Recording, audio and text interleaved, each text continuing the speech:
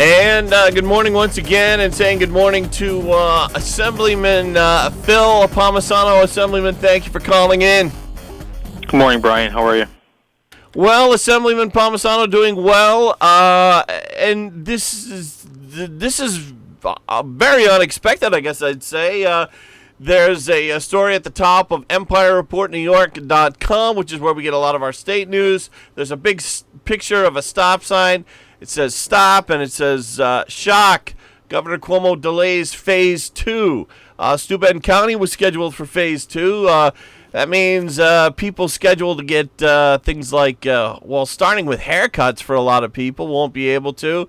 What else won't we be able to do because of Phase 2 not going into effect today, Phil? Well, Brian, this.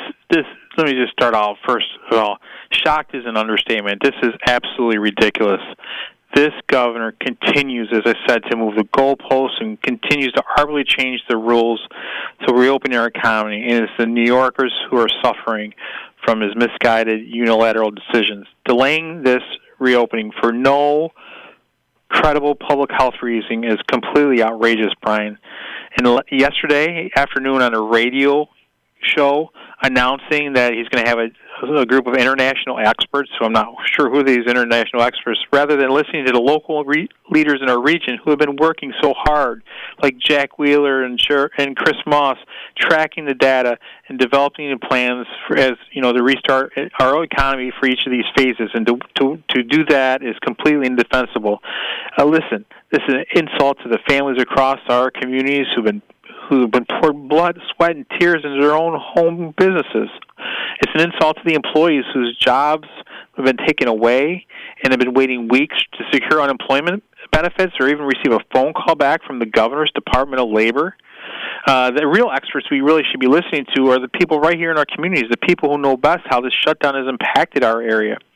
Our small businesses in our state are excited aren't just excited to reopen. They have to, and it's really a matter of life and death for a lot of these businesses who have been, delayed and shut down, and it's just really aggravating to me. Listen, the Southern Tier and Finger Lakes, Brian, have done all the necessary work and met all the requirements.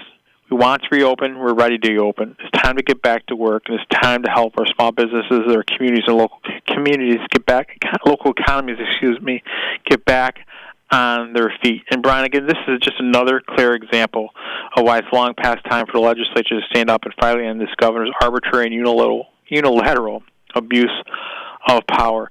So, the phases that were coming in, we had the professional, the office, the realtors, the retail was supposed to open up. I see on the Syracuse Post it also includes vehicle sales, leases, and rentals. Yes, there's a whole. And what we've been calling for from the governor all week, the regional, people like Jack Wheeler, Chris Moss, all these leaders have been saying, give us the guidance. And the thing that's that's not shocking. Nothing surprises me with this governor anymore.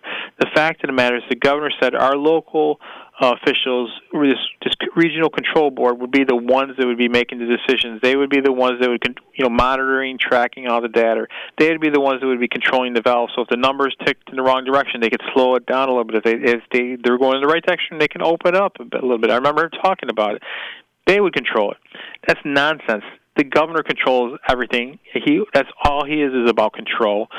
And there's no reason for this. And I think it's just an absolute insult again that he was on his briefing yesterday and didn't talk about Phase 2 reopening, but spent time with Chris Rock, and then he goes and it's insult to injury, and he doesn't take time to make a phone call to Jack Wheeler or Chris Moss or all these regional leaders who are putting all this time in. He announces it on a radio show. Are you kidding me? So you didn't know about it ahead of time?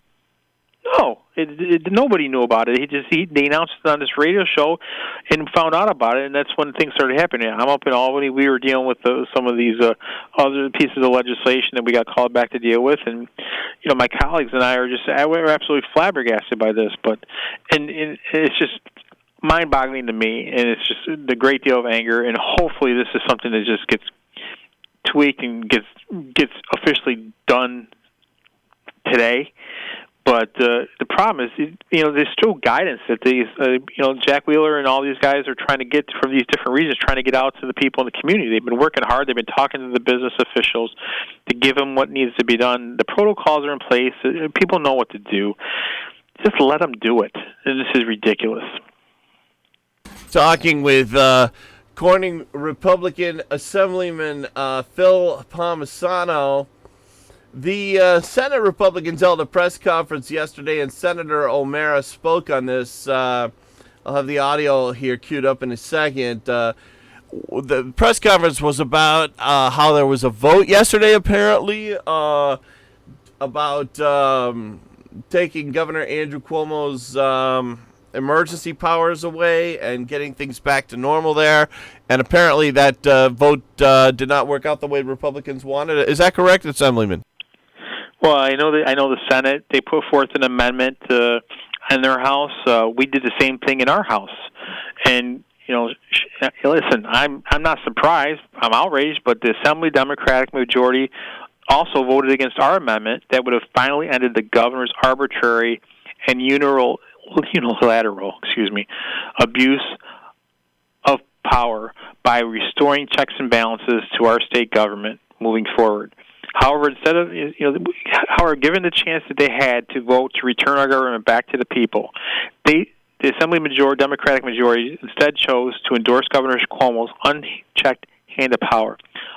Enough is enough. They had the opportunity to join us in bringing back balance, common sense, fairness, accountability, and transparency, and unfortunately, they rejected it. And this vote came up after we found out about what the decision the governor made yesterday. The decision yesterday is just a series of decisions that have happened, which just reaffirms why we need to take back control from this governor. Our conference, Assembly Minority Conference, I don't know if you saw, we put forth legislation this week which would do the same thing. Our amendment that we put forth mirrored our legislation. That would bring more local authority and control to emergency situations, limiting durations, due process, things that the governor has run amok of. Even with the authority the governor has, we understand that he needs authority in emergency situations, but still are required through executive orders to follow the state constitution, the federal constitution, and federal statutes and regulations. But it goes without saying the governor has grossly abused this power in these constitutional provisions. The governor has the authority to, during an emergency, to temporarily suspend laws and rules, but not rewrite them like he's done. It's just one thing after another with this governor, and it's time to take back. We need due process. We need equal protection. Think about equal protection, Brian. You can go into Walmart and buy flowers. You can go into Walmart and buy sneakers and buy clothes, but your local florist or your local shoe store or your local clothing store, which was set to open up today, with the governor's hand doesn't allow it. That's not equal protection under that they're guaranteed under the Constitution. So the governor's run amok with his power and his decisions, and it's been abused. It's time to. He never had the authority to run amok over all these things. He had. Assemblyman, if I could stop you, when you talk about the Constitution, you talk about the state Constitution or the U.S. Constitution? State Constitution, federal Constitution, but you can go through the points of where he's run amok with just, especially the federal constitutional provisions. You have the First Amendment, freedom of religion and assembly. You have the Second Amendment, right to bear arms. The governor shut down ammunition, gun stores, so people. The Fifth Amendment, due process, equal protection under the 14th Amendment.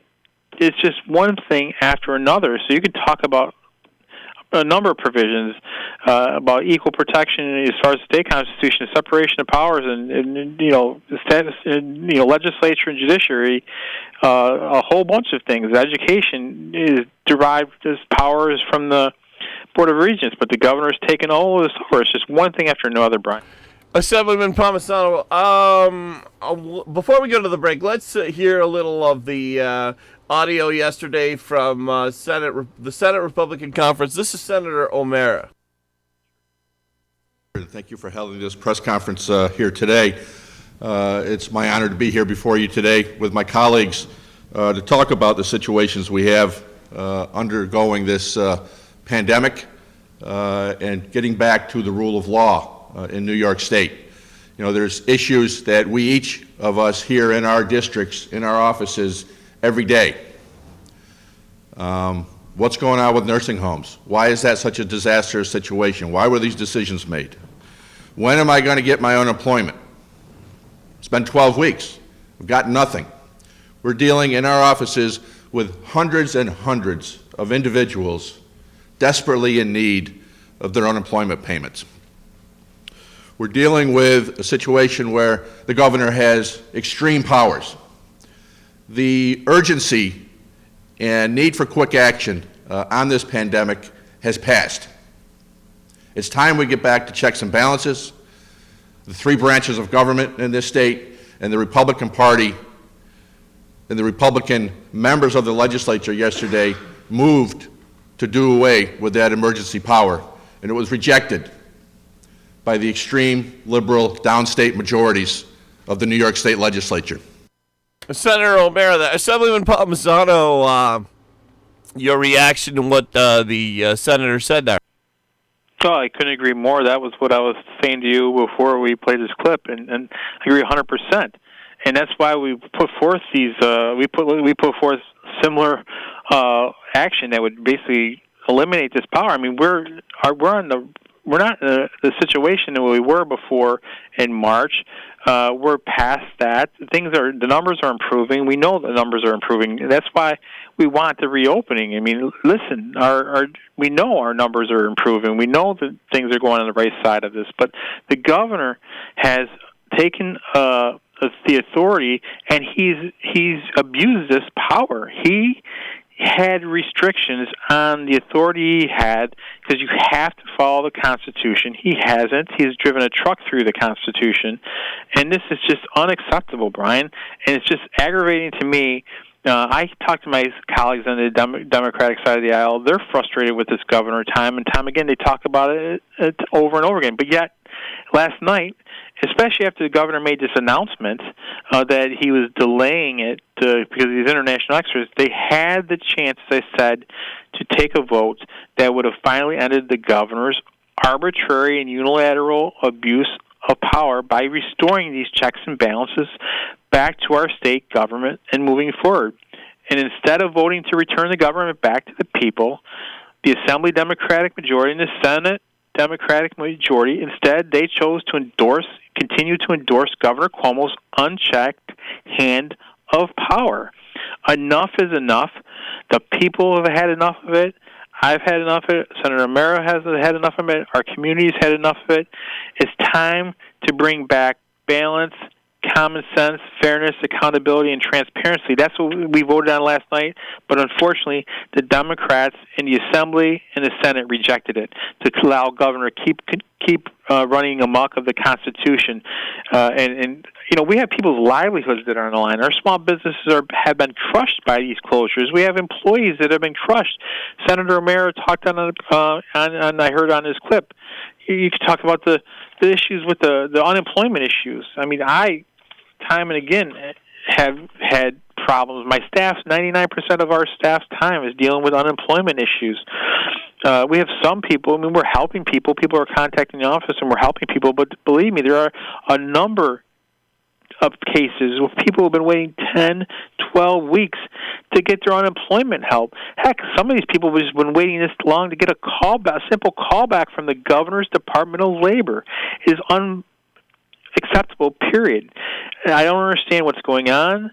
And they make excuses, especially when it comes to the basis, him and his chief of staff, Melissa De Rosa, saying, well, we got all the backlog settled.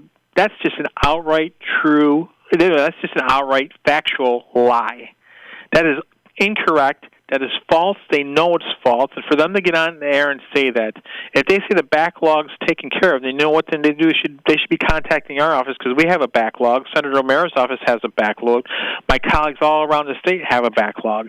The backlog is not taken care of. We have individuals who are hurting out there that are waiting to get their unemployment benefits that they need to survive. I have individuals that are contacting my office that are, just like all my colleagues that are struggling to put food on the table. Some are deciding, well, I'm going to feed my children, but not myself. I remember hearing one situation where a constituent was trying to decide which medicine to buy and purchase, whether it was their diabetic medicine, their cholesterol medicine, or their blood pressure medicine. They decided on their diabetic medicine because they figured they could wait a few days on the others. This is unacceptable. There needs to be accountability to the Department of Labor for their failures on doing what they're supposed to do. They say they've hired more people, and the governor. It's even more insulting, Brian, when he and Melissa DeRosa gets up there on TV on their daily talk show, go out there and say, "Don't worry, you're going to get your check. We're working through it, but when you get your check, it will be backdated to the time you need it." Well, that does nothing to help the individual who's struggling, who has a mortgage payment, who has a car payment, who's a utility bill, who has a medicine to take so they can be okay. That does nothing to console them. Maybe what we should do is hold the Department of Labor commissioner's paycheck until they solve this problem. And then, as the governor said, when you solve the problem, don't worry, you'll get your check backdated. It will be okay. Maybe we should hold your check until that happens as well. I mean, this is unacceptable. And Governor Cuomo talked about the nursing home, or not Governor Cuomo, excuse me, Senator Mayer in his comments also talked about the nursing home issue. There needs to be an outright investigation of that to find out what's going on with this situation. There needs to be accountability from that. And that's part of my frustration. We've came up here, and there's issues out there that we should have been dealing with this week. We deal with a host of COVID issues, but not enough from my perspective to help the small business, not enough to help the farmer who have been crushed by this. We certainly didn't deal with the unemployment problem that we're just dealing with in our communities and the nursing home issues. We have a lot more to do, and unfortunately, we get the governor is taking these actions. It's just really aggravating and frustrating, and we need to fix it.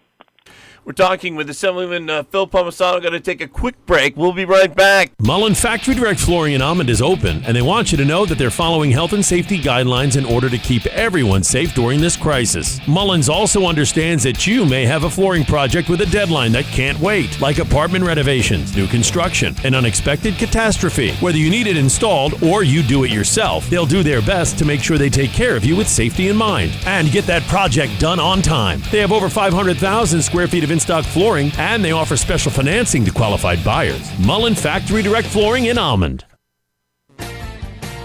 The Ryan Agencies, your local, independent insurance agencies. Online insurance companies don't know the unique needs of our rural community. The Ryan Agency meets rural needs every day. Local insurance experts offering realistic solutions. Contact the Ryan Agencies today. Good local people offering realistic insurance solutions. Insurance protection you can rely on.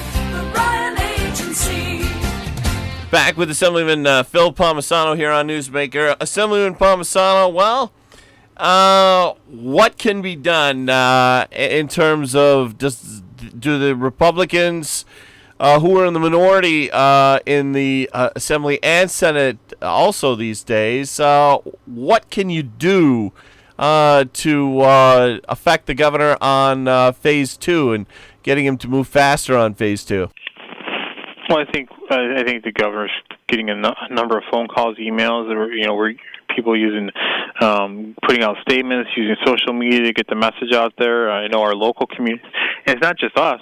Our local leaders are livid. They're frustrated. They're speaking out about it. I know that message is getting back to the governor. I don't know what he's thinking. This makes no sense. So we're going to keep pushing. We're going to keep holding this governor accountable. We're going to keep pushing back on this guy because he's abused the power that he has. He didn't have the power and the right to make these decisions the way he's made it. He's, again, run amok of the Constitution and abused his power. It's time to rein it in and check this power and restore these checks and balances. And I'm just so aggravated, frustrated. So, we're going to continue to speak out. And, listen, the governor continues to go blame Washington and say, we need a federal assistance to restart our economy. No, we need federal assistance for our state and local governments. But what we really need to get going is to reopen our economy and stop playing games. Let people get back to work. People are ready to get back to work. Our businesses are ready to get going, and we need to listen. It's time to get back to work. It's time to help our small businesses, our communities, and local economies get back on their feet. Instead of putting roadblocks and changing the rules in the middle of the game, instead of moving the goalposts from one thing to the next along the way, totally contradicting what he said in the past. As this started, Brian, again, with the regional control boards, he said the local officials would be in control of this process. He never once said, I'm going to give it to a team of international experts to evaluate it. We don't need a team of international experts, nothing. What we need is more local input and to this reopening process. And we need more clarity and guidance from the state. That's all we need, is give them the guidance and then let the communities move forward and deal with this, and they will. Assemblyman, we're down to the last couple of minutes. Some say that a lot of what Governor Andrew Cuomo does in terms of his decisions, some say a lot of it's motivated by this idea in the back of the governor's head of Cuomo for president. This move yesterday of delaying phase 2, would that help or hurt Cuomo at the national level? Well, listen, to think of the governor being at the national level, I know he likes to be on TV, but the way he's handled this shutdown, especially with the decisions, running amok of the Constitution, the ways they're handling the unemployment situation, this unemployment debacle, and not taking 10, 12 plus weeks to help people who need it. The way they've handled the nursing home issue, we've had over 5,500 New Yorkers die because of the policies, because of the decisions and the orders made by this administration. And we had more people die in our nursing homes than the total number of deaths in the state of California with 40 million people. How does that compute? And I know, and the governor just continues, he wants to blame it on the federal government, saying CDC guidelines. No, there's guidance, but even then, even with guidance, there is specific action that says, listen, local and state health departments can act to deal with a changing situation. And we had a changing situation, but yet it took 47 days for the governor to change his mind. It took him from May, I believe, 25th to March 25th when he made the initial order about letting COVID-positive patients go back into nursing homes, all the way to May 10th to change his mind, and yet it's the federal government's fault. My goodness. So, yes, let's get federal assistance and state assistance. But if you really want to get our economy up and going again, then you got to restart the economy. Let our small businesses, let our farmers, let everyone, our retail, let people get back to work. Let our communities get back on their feet. And stop throwing roadblocks up and changing the rules and moving the goalposts in the middle of the game. That's unacceptable. It's indefensible. We need to get things going, and we need to do it now. With that, we have to leave it. Assemblyman Palmesano, thank you for calling in this morning. Thank you, Brian. We've got Dr. Robert Heineman coming up. Stay with us.